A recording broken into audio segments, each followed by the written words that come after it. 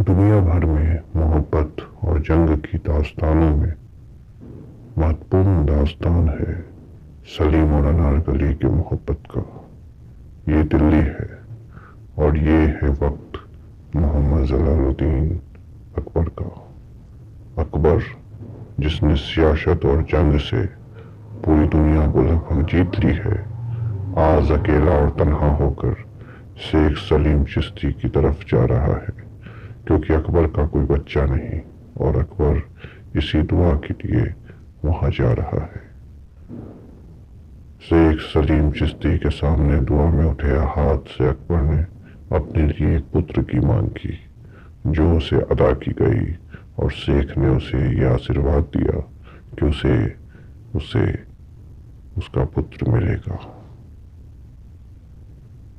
اکبر کی یہ دعا رنگ لائی اور کچھ ہی دنوں کے بعد دلی کے راز محل میں اکبر کو ایک کنیز یہ خبر دینے آتی ہے کہ اس کے یہاں شہزادہ ہوا ہے۔ اکبر بے انتہا خوش ہوتا ہے اور اس کنیز کو اپنی انگوٹھی نکال کر دے دیتا ہے، ساتھ ہی انصاف کے ترازو کو چھو کر قسم کھاتا ہے کہ وہ کنیز اس سے زندگی میں جب جو مانگے گی ایک بار وہ اسے عطا کرے گا۔ شہزادہ بہت کم ہی عمر میں اپنی رنگین طبیعت اور بدمزاجی کی وجہ سے چرچا میں آ جاتا ہے، اور اکبر کو یہ لگنے لگتا ہے کہ مغلوں کا مستقبل اندھیرے میں ڈوب جائے گا اگر شہزادہ کی پرورش اسی طرح ہوتی رہی۔ لہٰذا اکبر اس شہزادے کو مان سنگھ کے حوالے کر دیتا ہے اور مان سنگھ سے یہ کہتا ہے کہ اس کی پرورش جنگ کے میدان میں کی جائے، ریت اور رکت کے بیچ۔ شہزادہ سلیم 14 برسوں تک مان سنگھ کے ساتھ اور مان سنگھ کے پتر اور اپنے یار درجن سنگھ کے ساتھ لڑائیوں میں مشغول رہتا ہے۔ وہ نہ جانے کتنی لڑائیاں جیتتا ہے، نہ جانے کتنی سیماؤں کو اکبر کی سلطنت میں ملاتا ہے، لیکن اس کا وہ مزاج، اس کی وہ دل کش حرکتیں، اس کا وہ عشق کرنے والا دل بدلتا نہیں۔ سلیم اور اس کا متر درجن سنگھ دونوں ہی بڑے ہو چکے ہوتے ہیں اور دونوں نے ہی اپنی بہادری سے دنیا بھر میں اکبر کے نام کا ڈنگا بجا دیا ہوتا ہے، لیکن سلیم کے دل میں آج بھی وہ شاعرانہ انداز اور وہ عشق کرنے والا عاشق بجا رہتا ہے۔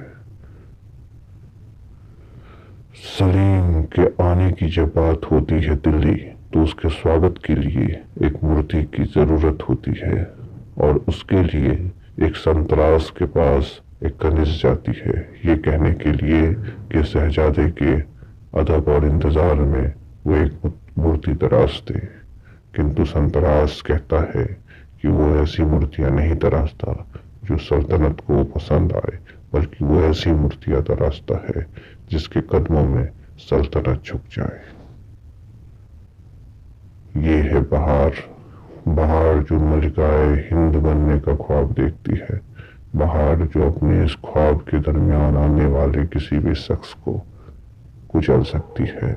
یہ دیکھ رہی ہے خواب کہ شہزادہ سلیم کی آنکھوں میں یہ آ جائے گی اور شہزادہ اس کے عشق میں گرفتار ہو جائیں گے۔ مہارانی جودھا خوش ہیں، بے پناہ خوش ہیں سلیم کے آنے کے انتظار میں، اور 14 برس کے بعد اپنے بیٹے کو دیکھنے کی تمنا میں جودھا اس قدر خوش ہیں کہ انہیں سلیم کے آنے کی ہر خبر دی جا رہی ہے، سلیم کے قدم در قدم کی خبریں ان تک پہنچائی جا رہی ہے، رات کے ہر پہر کی ہر بات ان تک پہنچائی جا رہی ہے۔ اور پھر سلیم آتا ہے، مہارانی جودھا سے ملنے جاتا ہے، اپنی ماں سے۔ سلیم کو اس مورت کو دکھانے کے لیے اس مورت تک لایا جاتا ہے، مگر وہ مورت نقاب میں ڈھکی ہوتی ہے، اور بادشاہ اکبر کا یہ حکم ہوتا ہے کہ آج کی رات سلیم اسے نہ دیکھے، کیونکہ اگر وہ دیکھے گا تو رات جوتشی کے انوسار یہ مناسب رات نہیں ہے دیکھنے کے لیے۔ اس بت کو دیکھ کر اور اس پر سنگ دراز کے دعووں کو سن کر سلیم سے رہا نہیں جاتا، اور سبھی کے جانے کے بعد سلیم اس بت کو دیکھتا ہے۔ سلیم اس بت کو دیکھ کر عشق میں پڑ جاتا ہے۔ وہ ایک جیونت کنیز کو کھڑا کر دیا گیا ہے بت کی شکل میں۔ سلیم کہتا ہے کہ بتوں کی کھدائی کرنے کو تسلیم چاہتا ہے یہ دل، اور اس پر اس کا یار درجن سنگھ کہتا ہے کہ صاحبزادے پہ بتوں کی خدا پرستی کا داغ لگ جائے گا۔ اس پر سلیم جواب دیتا ہے مگر وفا پرستی کی داد بھی مل جائے گی۔ اگر بہار یہ سب کچھ دیکھ رہی ہوتی ہے، اسے اپنا خواب ٹوٹتا ہوا دکھتا ہے۔ وہ یہ جان جاتی ہے کہ اس بت کی شکل میں ایک لڑکی ہے جو بے پناہ حسن سے بھری ہوئی ہے۔ بہار بہت پریشان ہوتی ہے، اور دوسرے دن جب اکبر اور سلیم اس بت کو دیکھنے کے لیے آتے ہیں تب بہار دھنوش لے کر آتی ہے اور اکبر سے کہتی ہے، افسانوں میں لکھا ہے کہ مجسانوں کے نقاب سائے تیروں سے اٹھا کرتی ہے۔ اکبر کے آدیش پر سلیم تیر چلاتا ہے اور نقاب اتر جاتا ہے، لیکن اس لڑکی کو یعنی کہ انارکلی کو کوئی زخم نہیں پہنچتا۔ انارکلی کے بے پناہ حسن سے ہر کوئی حیران ہے، اور اکبر یہ پوچھتا ہے کہ جب تیر چلی تو تم نے کچھ کہا کیوں نہیں؟ اس پر انارکلی یہ جواب دیتی ہے کہ ہم دیکھنا چاہتے تھے کہ افسانے کس طرح حقیقت میں بدلا کرتے ہیں۔ یہ ایک طرح کا جواب تھا بہار کو، مگر بہار ان چیزوں کو آگے بڑھانا چاہتی ہے، اور وہ لگاتار اکبر کا کان بھرتی رہتی ہے۔ وہ اکبر سے یہ بتاتی ہے جا کر کہ اب سارے حد پار ہو چکے ہیں، اور سلیم اور انارکلی ایک دوسرے سے محبت میں اس قدر گرفتار ہو چکے ہیں کہ مغل سامراج کا ادب ٹوٹنے ہی کو ہے۔ اکبر یہ سن کر سلیم کے کمرے تک جاتا ہے، لیکن وہاں وہ انارکلی اور سلیم کو دیکھتا ہے۔ وہ بے حد خفا ہوتا ہے کیونکہ سلیم اور انارکلی ایک دوسرے کے ہو چکے ہوتے ہیں، انہوں نے پیار کے ہر حد کو پار کر لیا ہوتا ہے۔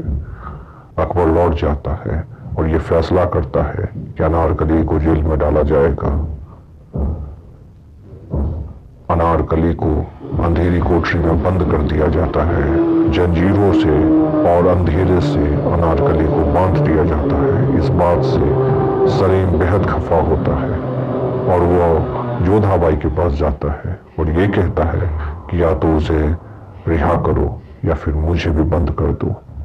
وہ جودھا بائی جب یہ کہتی ہے کہ یہ تمہارا دل کو ہندوستان نہیں کہ یہ اپنے ادب توڑ دے، تب سلیم جودھا بائی سے کہتا ہے کہ میرا دل بھی آپ کا ہندوستان نہیں جس پر آپ راج کر سکیں۔ اکبر انارکلی کو بلاتا ہے اور یہ کہتا ہے کہ تم سنجیو کے سامنے ایسا ناٹک کرو کہ اسے یہ لگے کہ تمہیں اس سے محبت نہیں تھی، اور اس کے بدلے تمہیں جاگیر بخشا جائے گا۔ انارکلی اکبر کو کچھ نہیں کہتی، لیکن دوسرے دن جب محفل سجتی ہے تو انارکلی اپنے گیت کے ذریعے اکبر کو بتاتی ہے کہ جو اس نے پیار کیا ہے اور اس لیے اسے کسی سے ڈر نہیں ہوتا۔ جب رب سے ہی اس نے کچھ چھپایا نہیں تو بندوں سے کیا چھپانا۔ اکبر بہت خفا ہوتا ہے اور مان سنگھ سے کہتا ہے کہ سلیم کو تتکال جنگ پہ بھیج دیا جائے۔ حالانکہ مان سنگھ اسے سمجھاتا ہے کہ یہ وقت سلیم کے لیے کسی جنگ پہ جانے کے قابل نہیں ہے، لیکن اکبر نہیں مانتا اور انارکلی کو گرفتار کر کے سلیم کو یہ فرمان بھجواتا ہے کہ وہ جنگ کے لیے نکل جائے۔ سلیم کا دوست درجن سنگھ سلیم سے کہتا ہے کہ آپ ابھی اکبر کے فیصلے کو مان لیجئے اور انارکلی کی رکشا میں کروں گا۔ سلیم کہتا ہے کہ بادشاہ کے بے پناہ طاقتوں کے بدلے تم اکیلے پڑ جاؤ گے۔ اس پر درجن سنگھ کہتا ہے کہ راجپوتوں کے وعدوں پہ مر مٹنے والے بے شمار لوگ ہیں۔ اکبر پھر اس سنتراس کو بلاتا ہے جس نے انارکلی کو مغل دربار میں بھیجا تھا اور اس سے یہ کہتا ہے کہ تم وواہ کر لو انارکلی سے اور اس کے بدلے میں تمہیں جاگیریں سونپی جائے گی۔ مگر سنتراس یہ بات نہیں مانتا اور وہ جا کر سلیم کو ساری باتیں کہہ دیتا ہے۔ اس بات کے جواب میں سلیم बादशाह अकबर को खत लिखता है और ये घोषणा करता है कि अगर अनारकली से उसकी शादी ना हुई और बादशाह अकबर उसका अपमान करते रहे तो जंग के लिए वो तैयार रहे। ये बगावत की घोषणा है। जलालुद्दीन अकबर कभी भी अपने जिंदगी में किसी भी चुनौती को नकारता नहीं है और आज इस चुनौती के लिए भी वो खुद ही जीरा बख्तर पहनकर रानी जोधाबाई के पास जाता है और कहता है कि या तो अपने सुहाग को चुन लो या तो अपने बेटा को। जोधा उसे भेजती है और इन्हीं दरमियान सिपाही जाते हैं अनारकली की हत्या करने, मगर दुर्जन सिंह अपना वादा निभाता है और वो अनारकली को बचाकर सलीम तक ले आता है। लड़ाई से पहले अकबर सलीम से मिलता है और उससे कहता है कि तुम्हें किस कदर मैंने माना था खुदा से कि आज ही की तारीख के लिए तुम मान जाओ सलीम और भूल जाओ उस कनिज को। मगर सलीम नहीं मानता और कहता है कि उसने इश्क किया है, वो तमाशा नहीं। अब सलीम जंग की मैदान बन चुकी है। एक तरफ मोहम्मद जलालुद्दीन अकबर है और दूसरी तरफ मोहम्मद बिन सलीम। ये लड़ाई घमासान होती है, लेकिन बादशाह अकबर के बेपनाह शक्तियों के खिलाफ सलीम की सेना काफी छोटी थी और इस वजह से सलीम गिरफ्तार हो जाता है। सलीम को लाकर खड़ा कर दिया जाता है और ये फैसला सुनाया जाता है कि अगर अनारकली को उसने नहीं दिया तो सलीम की हत्या कर दी जाएगी, उसे मौत का सजा मिलेगा। लेकिन सलीम सरे दरबार में जहां पना से कहता है कि जब भी इतिहास में इश्क की दास्तान को उठाया जाएगा तो सलीम से पहले मोहम्मद जलालुद्दीन अकबर उस दास्तान में मरेंगे। ये सलीम की नहीं, जलालुद्दीन अकबर की हार है, ये इश्क की जीत है। और सलीम को ले जाकर खड़ा कर दिया जाता है वहां जहां से उसको तोप के गोले से उड़ाया जाना था। दिल्ली उस दिन वीरान सी पड़ गई थी। हर कोई सलीम के लिए इंसाफ की मांग कर रहा था, मगर यहाँ पर भी खेल कर जाती है बहार और किसी तरह से ये बात संतरास तक पहुंचा देती है। अनारकली आ जाती है सलीम की रिहाई के बदले और जलालुद्दीन अकबर से वादा करती है कि वो सलीम को भूल जाएगी और सलीम के बदले अपनी जान दे देगी।